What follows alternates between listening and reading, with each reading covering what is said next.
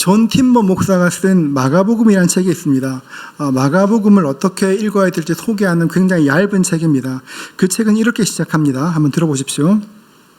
AD 64년 로마에 대화재가 발생해서 로마 전체를 불태우다시피 하였다. 얼마 지나지 않아 한 가지 소문이 돌기 시작했다. 네로 황제가 자신의 시흥을 돋구기 위해서 도시에 불을 지르고 불타는 도시를 보며 시를 지었다는 것이다. 정부는 이런 소문을 일축했지만 소문은 잠잠해지지 않고 오히려 더욱더 확산되었다.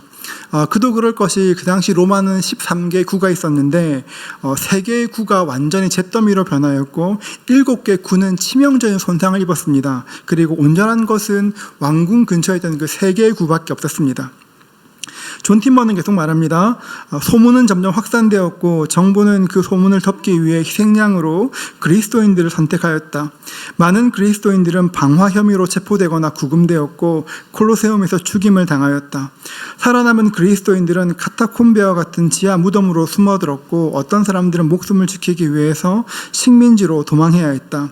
일련의 사건들이 벌어지고 있을 때 성도들 사이에서 작은 두루마리가 손에서 손으로 건네어졌다. 그 두루마리는 이렇게 시작되었다. 하나님의 아들 예수 그리스도의 복음의 시작이라. 여러분, 성도들이 건네받았던 손에서 손으로 건네어졌던 그 두루마리가 어떤 것인지 짐작되십니까? 우리가 읽은 마가복음이었습니다. 핍박이 시작되었습니다. 예수를 믿는 믿음 하나 때문에 수많은 성도들이 삶의 터전을 버리고 도망해야 했습니다. 어떤 사람들은 이 박해 때문에 인생에서 결정적인 손해를 입기도 하였습니다. 도망가면서 사업체를 처분하는데 누가 제값을 주겠습니까? 많은 성도들은 평생 일구었던 사업체를 삶의 터전을 뒤로하고 급히 도망해야 했습니다. 급히 떠나는 믿음의 형제 자매들의 손에 무엇 하나 쥐어준다면, 두루마리 하나 쥐어준다면 여러분 어떤 이야기가 기록된 것들을 주시겠습니까? 힘내라고, 끝까지 믿음 지키라고 서로 격려하는 것을 건넸을 것 같습니다. 그런데 성도들은 서로에게 어떤 직접적인 위로가 담겼던 그 메시지가 아니라 마가복음, 마가가 기록한 예수님에 대한 이야기들을 건네주었습니다. 여러분, 왜 성도들은 직접적인 위로의 메시지가 아니라 예수님에 대한 이야기를 나누었을까요? 결론부터 이야기하면 예수님만이 참된 소망 되시기 때문에 그렇습니다. 여러분, 예수님만이 참된 위로가 되십니다. 성도들은 그 사실을 너무 잘 알고 있었습니다. 마가복음 1장 1절은 이렇게 시작합니다. 하나님의 아들 예수 그리스도의 복음의 시작이라.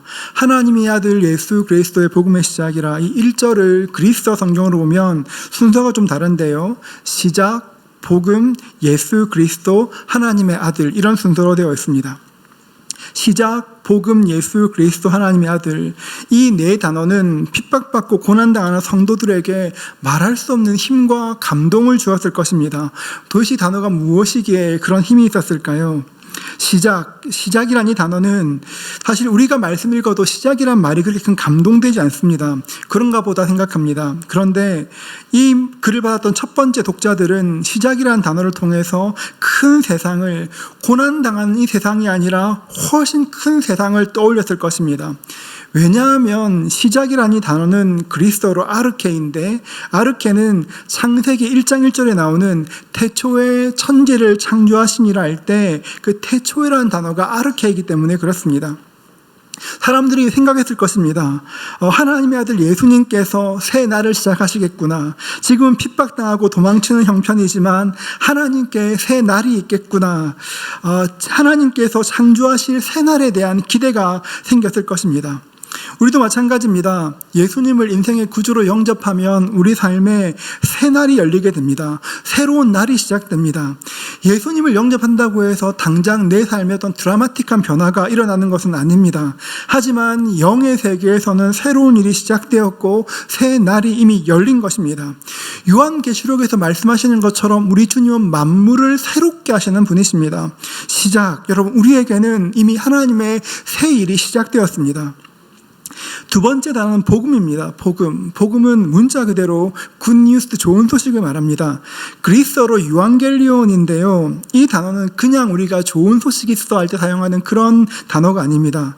신약 성경이 기록될 때 이 단어는 황제의 생일이나 황제의 아들이 왕위에 오를 때 그런 국가적인 축일에 복음이다, 굿뉴스라 이야기하였습니다. 또는 전쟁에서 이기고 돌아올 때 승전보를 알릴 때 유앙겔리온, 복음이라는 단어를 사용했습니다. 복음이 선포되었을 때, 굿뉴스란 말이 들렸을 때 온 백성들은 환호했을 것입니다. 이제 전쟁이 끝났구나, 전쟁에 나갔던 사람이 돌아오겠구나, 많은 전리품들이 돌아오겠구나, 진짜 왕이 생겼구나, 사람들은 환호했을 것입니다. 영적인 의미에서 복음도 똑같은 뜻을 가집니다. 죄로 죽어야 될 사람에게, 슬픔과 절망 가운데 있는 사람에게, 억울함과 괴로움 가운데 있는 사람들에게 구원이 임하겠구나, 굿뉴스, 이 소식 때문에 하나님의 도움이 임하는구나, 살아나겠구나, 기뻐하는 힘이 복음에 있는 것입니다.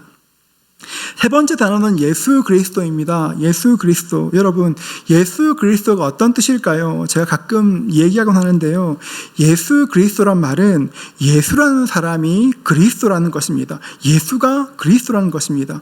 예수는 사람의 이름이고 그리스도는 직분입니다. 그러면 그리스도는 어떤 뜻일까요? 그리스도는 히브리어로 보면 메시아를 번역한 단어입니다. 메시아의 뜻은 기름 부음 받은 사람이란 뜻입니다. 성경에 보면 왕과 제사장, 선지자에게 기름을 붓습니다. 그러니까 왕, 제사장, 선지자를 통칭하면 사명자라 할 수 있습니다. 그러니까 예수가 그리스도다, 이 말은 예수가 사명자다, 사명이 있다, 그 말입니다. 그러면 예수가 가진 사명은 무엇일까요? 마태복음 1장 21절은 이렇게 말합니다. 우리 함께 한번 읽어볼까요? 같이 읽습니다. 아들을 낳으리니 이름을 예수라 하라. 이는 그가 자기 백성을 그들의 죄에서 구원할 자이심이라 하니라. 여러분, 예수님의, 하나님의 아들이신 예수님의 사명이 무엇입니까? 자기 백성을 죄에서 구원하시는 것이 하나님의 예수 그리스도의 사명입니다. 예수가 우리의 죄를 해결할 사명자라는 것이 복음이다. 이것이 왜 중요할까요? 우리는 보통 죄라고 이야기하면 윤리적인 것들을 생각합니다. 내가 어떤 죄를 지은 것들을 우리가 이렇게 생각하는 거짓말이나 살인이나 간음 같은 어떤 죄를 생각합니다. 그런데 여러분, 죄라는 것은 그런 것이 아닙니다. 훨씬 더 영적이고 깊은 것입니다. 죄는 모든 것들을 파괴합니다. 하나님께서 아담과 하와를 지으셨을 때 모든 것들은 조화롭고 아름다웠습니다. 그런데 아담과 하와가 죄를 지은 후로 모든 것들이 변하였습니다. 창세기 3장 17절을 보십시오. 아담에게 이르시되 내가 내 아내의 말을 듣고 내가 내게 먹지 말란 나무의 열매를 먹었은즉 땅은 너로 말미암아 저주를 받고 너는 평생 수고하여야 그 소산을 먹으리라. 아담과 하와가 죄를 짓고 저주받았습니다. 그런데 아담과 하와만 저주를 받은 것이 아니라 땅도 함께 저주를 받았습니다. 그때부터 사람들은 평생 동안 수고해야 그 소산을 먹게 되었습니다. 여러분, 죄를 지은 후에 사람과의 관계도 어그러졌습니다. 창세기 2장 25절은 이렇게 말합니다. 아담과 그의 아내 두 사람이 벌거벗었으나 부끄러워하지 아니하니라. 아담과 하와는 벌거벗었으나 부끄러워하지 않았습니다. 그런데 죄를 짓고 난 뒤에 완전히 바뀌었습니다. 창세기 3장 7절인데요. 보십시오. 이에 그들의 눈이 밝아져 자기들이 벗은 줄을 알고 무화과 나무 잎을 엮어 치마로 삼았더라. 아담과 하와가 죄를 짓고 나서 선악과를 먹고 나서 가장 먼저 일어난 일이 눈이 밝아진 것입니다. 눈이 밝아졌다는 것은 시력이 좋아졌다는 것을 뜻하는 것이 아닙니다. 죄를 짓고 이제 사람들의 허물을 보게 된 것입니다. 친밀함이 깨어졌습니다. 여러분, 양상은 다를지 모르나 이 땅의 거의 모든 문제는 죄에서 시작됩니다. 죄는 사람을 결박하고 포로로 만듭니다. 여러분, 포로는 자기의 의지가 없습니다. 포로는 포로 잡은 사람이 시키는 대로 해야 합니다. 아담과 하와의 범죄 이후에 사람들은 마귀의 포로가 되었습니다. 마귀가 미워하게 하면 나도 미워하게 되고, 마귀가 질투하게 하면 나도 질투하게 합니다. 마귀가 내 마음에 정욕이 끌어오르게 하면 끌어오르는 정욕을 주체하지 못해 죄를 짓습니다. 죄가, 마귀가 우리를 포로 잡고 죄를 짓게 하는데, 죄의 결박과 저주는 이렇게 강력한데 이 땅 그 누구도 자기의 힘으로는 죄의 문제를 해결할 수가 없습니다. 하나님께서 이런 우리를 불쌍히 보시고 죄의 저주를 해결하시기 위해서, 자기 백성을 죄에서 구원하시기 위해서 예수님을 그리스도로 보내오셨습니다. 예수 그리스도 이 짧은 단어 안에 우리를 향한 하나님의 사랑과 우리를 향한 하나님의 꿈이, 우리를 자유케 하신 하나님의 의지가 들어있는 것입니다. 여러분 기억하십시오. 예수님은 그리스도이십니다. 예수님만이 우리 죄를 해결하십니다. 네 번째 단어는 하나님의 아들입니다. 하나님의 아들. 여러분 하나님의 아들이라는 이 단어가 여러분들에게 어떻게 다가오십니까? 어떤 분들께 예수가 하나님의 아들이다 이 말은 너무 쉽게 그렇지 그런 분도 계시지만, 어떤 분들께는 예수가 하나님의 아들이라고, 어쩌면 지금 여기 앉아 계신 분들도 예수가 하나님의 아들인가 이 물음표가 생기는 분이 계실 것입니다. 여러분 그런데 마가는 지금 예수님을 소개할 때 하나님의 아들이라 소개합니다. 그런데 마가는 예수님이 하나님의 아들이시다 이렇게 믿고 고백하는 것이 다른 누구보다 훨씬 더 힘들었을 것입니다. 왜냐하면 마가에게 예수님은 내가 잘 모르는 누군가가 아니라 늘 곁에서 보는 굉장히 친근한 분이셨기 때문에 그렇습니다. 친근하다는 것은 좋은 일이기도 하지만 때때로 굉장히 어려움이 되기도 합니다. 예수님께서 예루살렘에서 사역을 마치시고 이렇게 여러 가지 일들을 행하셨습니다. 예루살렘에서 기적들을 행하시고 굉장히 유명해지셨습니다. 그리고 고향 나사렛으로 돌아오셨습니다. 고향에 와서 동네 사람들에게 하나님 나라의 이야기들을 해주고 싶고 병도 고쳐주고 싶고 기적들을 행하고 싶으셨을 것입니다. 예수님께서 오셨습니다. 그리고 하나님 나라를 이야기할 때 고향 사람들은 다 예수님을 거절하였습니다. 믿지 않았습니다. 어떻게 예수가 하나님의 아들이 될 수 있어? 쟤 내 친구인데. 내가 예수의 동생 너무 잘 알지. 사실 내가 예수의 누이와 썸도 탔어. 이런 이야기. 어릴 때부터 알아왔기 때문에 오히려 고향 사람들이 예수를 믿는 것은 훨씬 더 힘들었습니다. 마가의 어머니 마리아는 예수님께서 이 땅에서 일하셨을 때 예수님을 후원했던 후원자 중에 한 사람이었습니다. 예수님께서 예루살렘에 오시면 가끔 마가의 집에 가셔서 식사하기도 하시고 쉬기도 하셨을 것입니다. 가끔씩 마가의 머리를 쓰다듬으며 칭찬하시기도 하셨을 것이고, 사람 좋은 웃음으로 제 아들과 함께 장난치다가 또 마가에게 장난을 걸었을 수도 있습니다. 여러분 우리 집에 자주 오시는 그분이, 같이 식사도 하고 같이 장난도 쳤던 그분이 하나님의 아들이시라니 마가는 사실 그 사실을 믿는 것이 굉장히 힘들었을 것입니다. 그렇다면 마가는 어떻게 예수님이 하나님의 아들이시다 이것을 믿게 되었을까요? 성경을 보면 알 수 있는데요, 마가복음은 복음서 중에 가장 얇은 책이지만 전체 복음서에 기록된 모든 기적들의 3분의 2가 마가복음에 기록되어 있습니다. 이것이 마가가 어떻게 예수님을 알게 되었는지에 대한 힌트가 됩니다. 마가는 예수님께서 일으키신 수많은 기적들을 보고 들으면서 예수님을 알게 되었습니다. 하나님의 아들 아니시라면 저럴 수가 없지. 하나님의 아들 아니시라면 태어나면서부터 보지 못하는 사람들이 보는 일이 있을 수가 없지. 하나님의 아들 아니시면 어떻게 안진뱅이가 일어날 수 있겠어. 하나님의 아들 아니시면 어떻게 중풍변자가 온전해질까. 하나님의 아들이시니까 죽은 자도 살릴 수 있지. 마가는 수많은 기적들을 통해서 예수님께서 하신 일들을 통해서 예수가 하나님의 아들이시다 그 사실을 믿게 되었습니다. 그래서 마가는 이 책에 수많은 기적들을 기록하면서 이 책을 읽는 당신들도 이런 기적을 통해 예수를 알라, 예수를 믿으라 말하는 것입니다. 저희가 지금부터 마가복음 말씀 묵상하기 시작할 것입니다. 예상은 35주에서 한 40주 될 것 같은데요. 제가 기도하기로는 우리가 마가복음을 읽고 묵상할 때, 기도할 때 우리 삶에도 이런 마가복음에 있는 믿음의 기적들이 우리의 삶 가운데 경험될 수 있기를 주의 이름으로 축복합니다. 여러분 그런 기적이 있으면 좋겠습니다. 우리의 육신의 문제나 환경의 문제나 관계의 문제에서 예수 때문에 기적이 일어날 수 있기를 주의 이름으로 축복합니다. 여러분 그런 은혜가 있는 것입니다. 마가는 여러분 굉장히 좋은 집안에서 자랐습니다. 말씀드린 것처럼 굉장히 좋은 집안이었습니다. 마가는 예수님께서 이 땅에서 활동하실 때부터 하늘로 올리우실 때까지 모든 그 현장 가운데 함께 있었습니다. 심지어 오순절날 성령이 임할 때도 같이 있었습니다. 예수님께서 잡히시기 전날 밤 제 아들과 함께 유월절 만찬을 지었습니다. 학자들은 예수님께서 유월절 만찬을 나누셨던 그 장소가 바로 마가의 집이었을 것이라 추측합니다. 마가는 아버지가 일찍 돌아가셨기 때문에 유대인들의 관습을 따라 아직 10대 소년이었던 마가가 호스트가 되어서 유월절 식사를 준비했을 것입니다.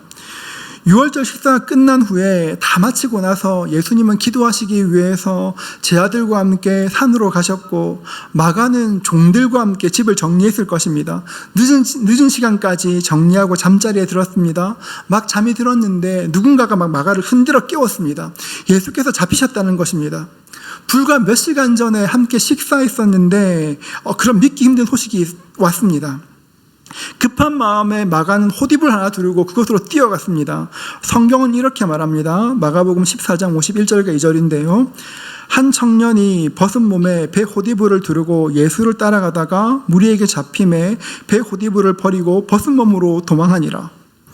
누가 봐도 수상한 모습이라 잡혔고 마가는 이불을 버리고 벗은 몸으로 도망했습니다. 팬티바람으로 도망친 것이죠. 비록 도망치긴 했지만 마가는 최선을 다해서 주님을 쫓았습니다. 예수님께서 십자가에 달려 돌아가셨습니다. 그 뒤로 마가의 집은 제자들에게 숨을 곳이 되었고 성도들이 만나는 만남의 장소가 되었습니다. 우리 사도행전 1장 12절과 13절 말씀 우리 같이 한번 읽도록 하겠습니다. 같이 읽겠습니다. 제자들이 감람원이라 하는 산으로부터 예루살렘에 돌아오니 이 산은 예루살렘에서 가까워 안식일에 가기 알맞은 길이라. 들어가 그들이 요한은 다락방으로 올라가니 베드로, 요한, 야고보, 안드레와 빌립, 도마와 바돌로메, 마테와 및 알페오의 아들 야고보, 셀로닌 시몬, 야고보의 아들 유다가 다 거기 있어. 예수님과 성도들 모두가 제자들과 모든 성도들이 모여서 마가의 다락방에 모여서 성령께서 임하시기를 기도하였고 그곳에 성령께서 임하셨습니다. 첫 번째 교회인 예루살렘 교회가 마가의 집에서 시작되었습니다. 교회가 부흥하기 시작했습니다. 수많은 사람들이 예수를 믿게 되었고 동시에 핍박도 시작되었습니다. 야고보 사도가 순교당하였고 베드로도 곧 이렇게 죽을 위기에 있었습니다. 베드로가 순교당하기 전날 밤 하나님이 천사를 보내셨습니다. 옥문을 여시고 감옥에서 걸어 나오고 계셨습니다. 워낙 비현실적인 모습이라 베드로는 이 모든 것들이 환상인 줄 알았는데 거리에 있는 그 순간 이게 환상이 아니구나 알게 되었습니다. 방금 전까지 감옥에 있었는데 지금은 감옥 밖에 있었습니다. 여러분, 감옥에서 밤에 한밤중에 갑자기 나왔습니다. 베드로는 어디로 갔을까요, 여러분? 사도행전 12장 12절 보십시오. 깨닫고 마가라는 요한의 어머니 마리아의 집에 가니 여러 사람이 거기에 모여 기도하고 있더라. 마가의 집으로 갔습니다. 마가의 집은 거의 교회와 같은 역할을 했습니다. 초창기 교회에서 마가의 집은 굉장히 유력하게 섬겼습니다. 그뿐 아니라 마가의 삼촌이 바나바입니다. 여러분 많은 사람들에게 위로자로 복음 전도자로 칭송받았습니다. 박해자였던 바울이 회심한 후에 모든 사람들이 다 바울 만나기를 꺼려할 때 예루살렘 교회로 데리고 와서 사도들과의 관계를 열어주었던 사람이 바로 바나바였습니다. 여러분, 여러 이유 때문에 마가는 교회가 시작될 무렵부터 많은 사람들에게 알려졌을 것입니다. 마가 굉장히 믿음 좋은 집이지, 그런 집 아이지, 그런 이야기 많이 들었을 것입니다. 그리고 다음 세대, 차세대의 그런 교회의 지도자로 굉장히 총망받았습니다. 많은 사람들이 앞으로 마가가 하나님의 교회를 위해 크게 쓰임받을 것이라고 축복하며 기도했습니다. 그런데 마가의 삶에 전환점이 될 만한 사건이 생깁니다. 예루살렘 교회가 점점 확장되면서 바울과 바나바가 전도 여행을 떠나기로 결정합니다. 그리고 마가도 그 팀의 일원이 되어서 함께 전도 여행을 떠났습니다. 그런데 안타깝게도 마가는 얼마 가지 못해 전도 여행을 포기합니다. 사도행전 13장 13절을 보십시오. 바울과 및 동행하는 사람들이 바보에서 배 타고 밤빌리아에 있는 버가에 이르니 요한은, 이 말씀에서 지금 요한은 요한복음을 쓴 요한이 아니라 마가 요한을 뜻하는 것입니다. 마가를 성경은 마가 요한이라고 부르기도 하는데요. 마가는 그리스식 이름이고, 여러분, 마가는 성이고 요한은 이름이 아니라 마가는 그리스식 이름이고 요한은 히브리식 이름입니다. 다시 13절 보시면 버가 이르니 요한은 그들에게서 떠나 예루살렘으로 돌아가고 안디옥에서 출발하였습니다. 구브로를 지나 버가의 터키 남부 해안에 이르렀을 때 갑자기 마가가 전도여행을 포기하고 집으로 돌아갔습니다. 여러분, 함께 사역하다가 납득할 만한 이유 없이 갑자기 돌아가면 팀 분위기가 굉장히 안 좋아집니다. 그런데 마가의 입장에서 이해하자면 사실 돌아갈 이유가 있긴 있었습니다. 전도여행이 사실 너무 힘들어서 그렇습니다. 터키 남부 해안에서 다음 목적지인 비시디아 안디오까지 가려면 타우루스 산맥을 넘어야 합니다. 굉장히 산세가 험한 곳이고 도적대도 끊이지 않는 곳입니다. 나중에 구글 맵에서 한번 보시면 굉장히 높은 산을 보실 겁니다.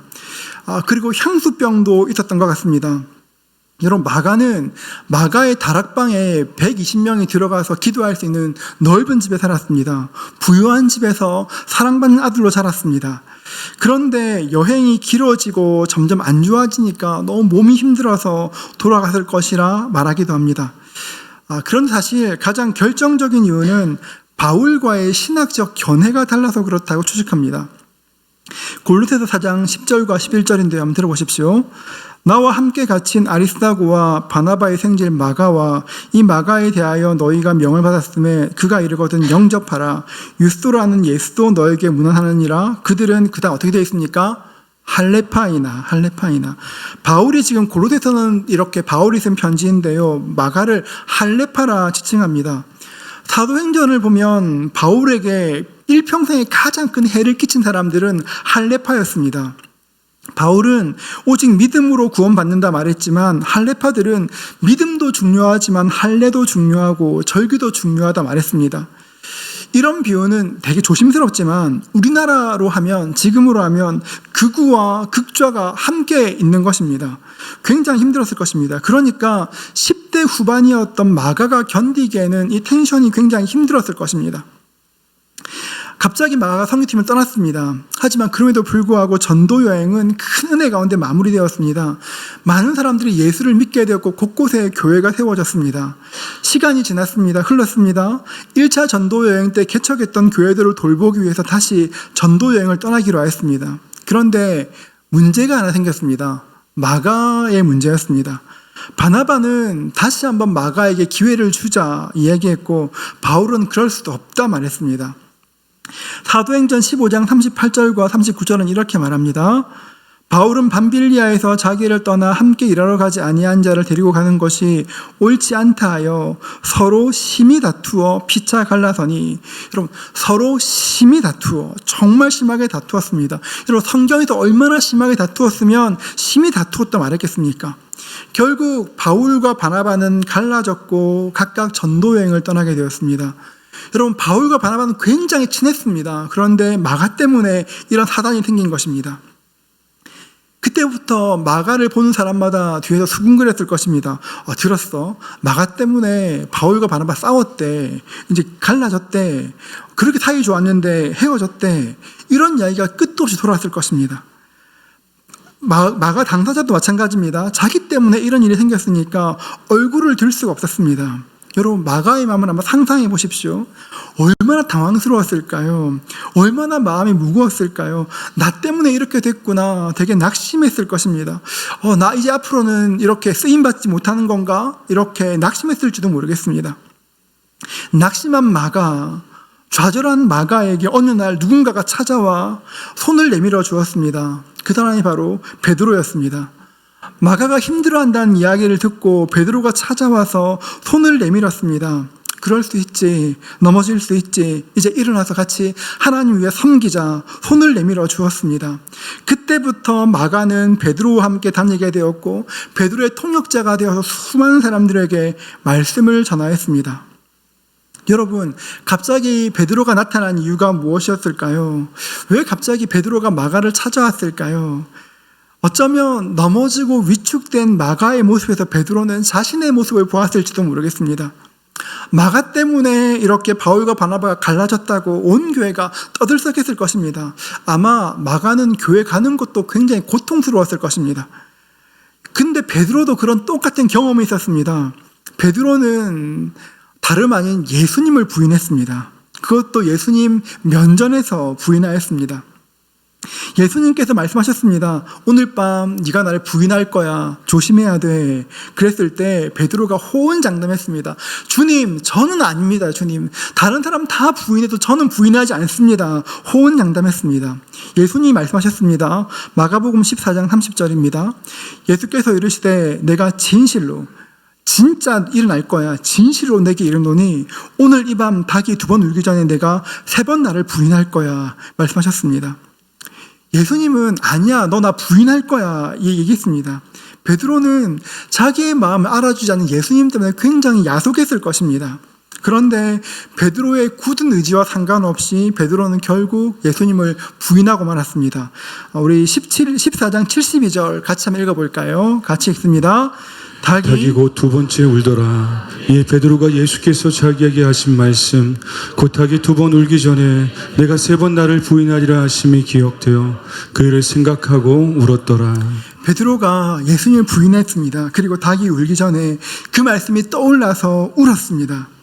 교회의 전승에 의하면 베드로는 새벽에 닭이 울 때마다 일어나 눈물 지었다는 그런 이야기를 하기도 합니다. 여러분, 베드로는 마가가 지금 어떤 시선을 받고 있는지를 잘 알고 있었습니다. 왜냐하면 베드로도 똑같은 시선을 받았기 때문입니다. 어디를 가도 들었어, 베드로가 예수님의 수제자라던데 예수님 부인했대. 이런 이야기들, 이런 눈길들이 베드로의 마음을 무너지게 했습니다. 사실 베드로 꽤 노력하였습니다. 대제사장들의 종들이 예수님을 잡으러 왔을 때 모두가 다 도망했습니다. 그런데 베드로는 칼을 들고 저항했었습니다. 무장한 사람들 앞에 용기를 보였습니다. 그런 베드로가 어린 여종 앞에서 3번이나 예수님을 부인했습니다. 얼마나 부끄러웠을까요? 결국 베드로는 예루살렘을 떠나 갈릴리의 어부로 돌아가게 됩니다. 그런데 여러분, 돌아간 타이밍이 진짜 이상합니다. 보십시오. 예수님께서 십자가에 달려 죽으시고 난 뒤에 바로 갈릴리로 간 것이 아닙니다. 예수님이 돌아가신 후에 베드로는 최선을 다해 교회를 돌보았습니다. 약한 사람들 막 일으켜 세웠습니다. 그런데 예수님을 만났습니다. 부활하신 예수님과 만났습니다. 부활하신 예수님을 만나고 난 직후에 베드로는 도망치듯이 갈릴리로 돌아가게 됩니다. 왜 그랬을까요? 예수님이 살아나셔서 그렇습니다. 여러분, 베드로가 부인한 건 누가 알까요? 아무도 모릅니다. 그날 밤 아무도 모르는 누가 압니까? 예수님만 아십니다. 그러니까 3번째 부인할 때 예수님과 눈이 마주쳤으니까요. 베드로는 예수님께 살아나신 것을 보고 부끄러움에 몸둘 바 없어서 갈릴리로 도망치듯 돌아간 것입니다. 갈릴리로 돌아간 베드로에게 예수님께서 찾아오셨습니다. 그리고 물으셨습니다. 내가 나를 사랑하느냐? 내가 나를 사랑하느냐? 내가 나를 사랑하느냐? 3번 물으셨습니다. 한 번만 물으셔도 될 건데 3번이나 물으셨던 이유가 뭘까요? 베드로가 몇 번 부인했습니까? 3번 부인했거든요. 그날 밤을 기억나게 하시는 것입니다.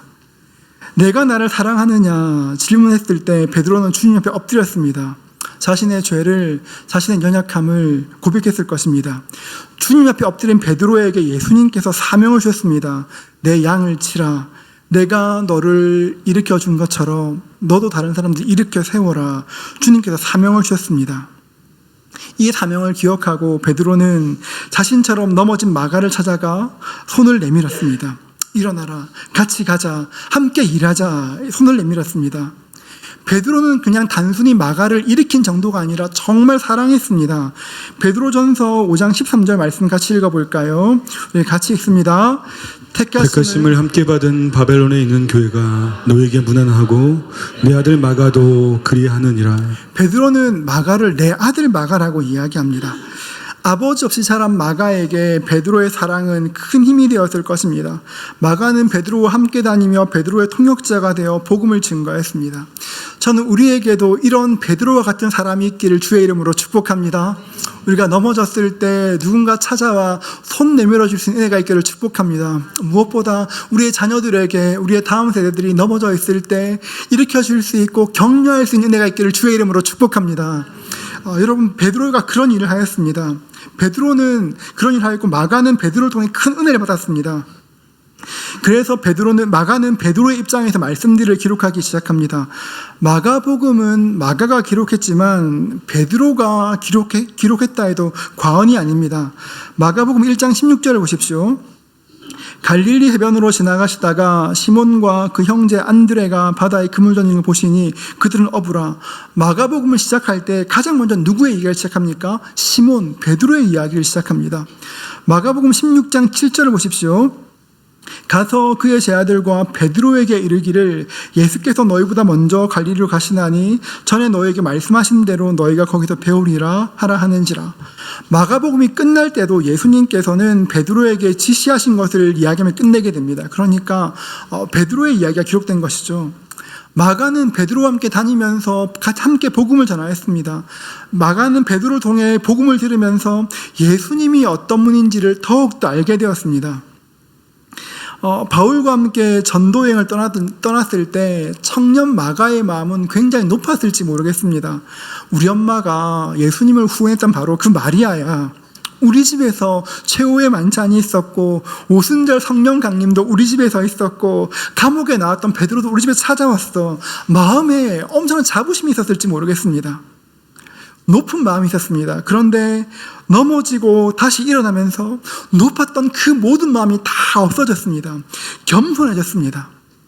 베드로를 통해 끊임없이 예수님에 대한 이야기를 들었습니다. 예수님에 대한 이야기를 듣다 보니까 예수님을 새롭게 알게 되었습니다. 그래, 예수님 하나님의 아들이시지, 정말 기적에 능한 분이지, 대단하신 분이지. 그런데 무엇을 깨달았을까요? 그런데 그분 진짜 대단하신데 단 한 번도 자기를 높이지 않으셨구나, 자기를 자랑치 않으셨구나 알게 되었습니다. 마가복음의 핵심 구절은 마가복음 10장 45절입니다. 우리 같이 한번 읽어볼까요? 같이 읽습니다. 인자가 온 것은 섬김을 받으려 함이 아니라 도리어 섬기려 하고 자기 목숨을 많은 사람의 대속물로 주려 함이니라.